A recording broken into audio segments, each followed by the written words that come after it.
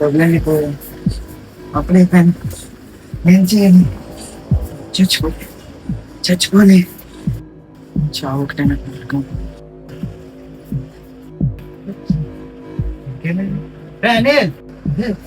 ఏమైందిరా?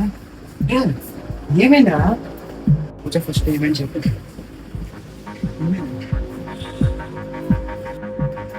చాలా అయిపోయింది బెట్టింగ్ యాప్స్ తో మొత్తం పిచ్చెక్కిపోతుంది బర్ర.